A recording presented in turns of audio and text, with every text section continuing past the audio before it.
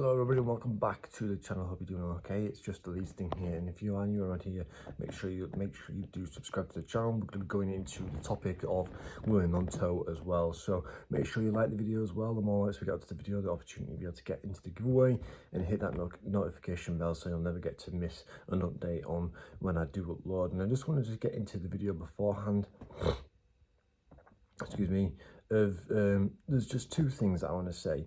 There's a YouTube content creator who has been, I've been on his channel a couple of times. He's a smaller YouTube content creator on about 700 subscribers, and he's been absolutely dominating at the moment. And I'm just going to sit here as well as someone on Instagram. If you guys are going to continue being judgmental, if you're going to continue being, in a sense, passive aggressive, taking the piss, coming at me with false information and all this type of stuff, then I'm going to be blocking you.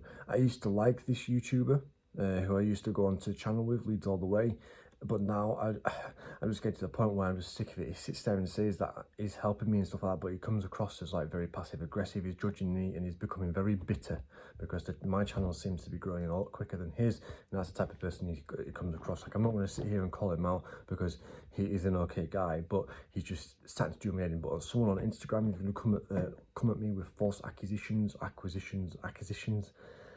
whatever the word is, then you're blocked, instantly blocked. And that's exactly with everybody who's watching this video. If you want to come to me and having a disagreement with me, that's totally fine. We can talk about it, we can sit there and we can get each other's opinions out. But if you're going to come and try and attack me, then that's it. I'm blocking you. There's no negativity on this channel. If I see anybody talking bad to each other, towards each other in the comments as well, you're going to be instantly blocked, removed from the channel. If you want to have a disagreement, have a disagreement.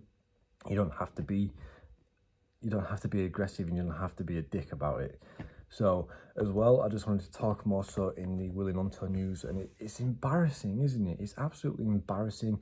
Of course, this isn't going to be a video for everybody, so if you are planning on sitting here and listening to me like being positive, like there's going to be positive points in the video, but this is more sort of a rant video, and you guys have enjoyed it. You guys have enjoyed my types of emotional videos for some reason. I don't know why, but that's what it is. You guys want to see more of it, apparently. So here it is, and it's embarrassing to me. I think it's embarrassing to the club. I think it's embarrassing to all the other Leeds United fans that the Daily Mail has quoted that Gnonto wanted to be left out of the Leeds United game against Shrewsbury last night. And if that's the case, then go. You know what? Go. We don't want you. We don't want players at the club who are going to sit here and say that they don't want to play, they don't want to, they're refusing to play for Leeds United. And it's like, sorry mate, we're the one who gave you that exposure. We're the one who gave you the opportunity to play in the Premier League. We brought you in for what, £3 million. We've given you the chance after chance after chance. Fair enough, it may not have worked out with some managers, but also, Gnonto, you're the one who's responsible. Yes, you may be classed as an excellent prospect, but you're one of these responsible players who got us down in the first place. Your lack of involvement in the defending areas also contributes to the goals we've conceded. There's plenty of evidence over the weekend against Cardiff. He could have trapped back, but it seemed he didn't want to do that. There's loads of evidence in the last season when he was playing up forward. He's so lazy when it comes to defending. He'll give everything going forward, but when it comes to defending, he's absolutely lazy. He doesn't want to do it. He doesn't want to do the work. He doesn't want to trap back. So if he's going to sit here and say that he's bigger than the club, because he's pretty much saying that, if these rumours are true, and Daniel Farke will obviously give us an update in the next 24 hours, so we'll talk about that a little bit more. If the rumours are true, then go. Brendan Aronson, he's not going to be welcome back to the club. Willie Gnonto, if the rumours are true, is not going to be welcome back to the club. Max Wöber, Diego Llorente, Christensen, Mark Rocker, all these players who have gone out on loan, you will not be welcome back to the club. And this is another thing that I've got to put into play as well. It's like, Willie Gnonto hasn't got a loan clause in his contract. So if that's the case, then obviously the 49ers will do whatever they can just to try and get the biggest amount of offer they can. I mean, yes, Everton apparently came in for 15 million, got rejected. That's not going to happen if you're not going to be paying anything more, anything less than 20 million. Can't see Willie Gnonto leaving. So to me, I think if Leeds United can get 20 to 30 million for him, even 25 million for him, that's great. Let him go. But the only clubs that are in for him are Burnley and Everton now. I mean, obviously Burnley are a little bit of a more exciting project right now, but you don't know whether they're going to be in the Premier League next season. You don't know how well Kompany's going to do. I think they're going to do okay, but you just don't know how well Kompany's going to do for Burnley in the Premier League. Everton, I just think he's been advised wrong, because no offence to Everton, and I've always liked Everton, I just don't think Sean Dyche and Everton are a big club right now and a big project, you know, to be able to go into that next step, because of course he wants to be playing in the international football, and the Italian manager, I think it's Martinez, came out and said that he doesn't want to not Martinez.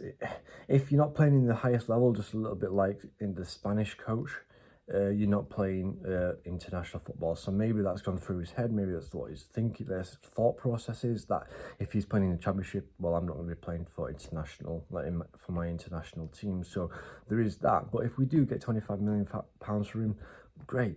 We can go out there and we can invest in players, because obviously, as you saw the other day with Max Aarons, we're not in the Premier League anymore, so if there's teams sniffing around in the Premier League, every player is going to choose the Premier League over the Championship.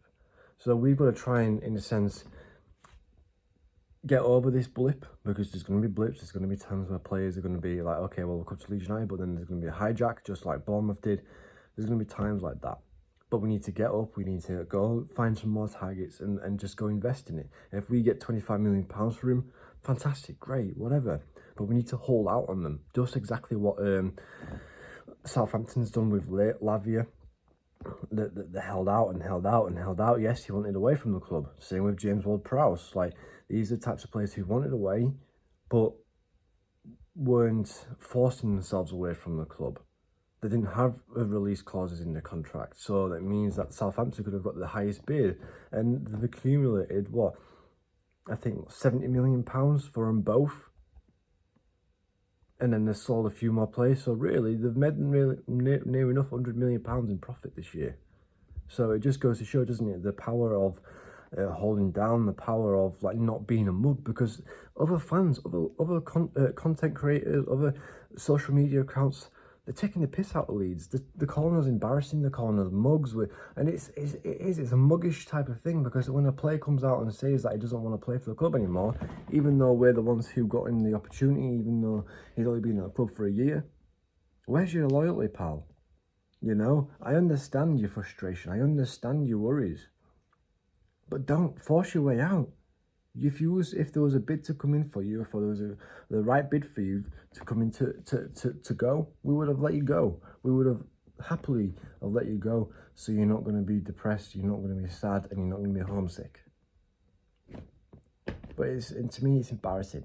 But if we can get these players out of the books, Tyler Adams, Willy Gnonto, get rid of them, bring in like £50 million in between them both, and then we go out and invest. And I think that's exactly what we'll be able to do in the next couple of weeks. But we've only got maybe like, what, 3.5 weeks left until the end of the window, so we're gonna have to wait and see. But yeah, it's been long enough, this video, and I'm sorry if it's not a video that you wanna see, but I'm a Leeds United fan, and end of the day, it's like a vlog, isn't it? Like a blog, like a vlog diary type thing. But yeah, if you are new and you want to continue seeing my face, make sure you subscribe to the channel, make sure you like the videos, turn the notifications on as well, and I'll see you in the next one. Peace.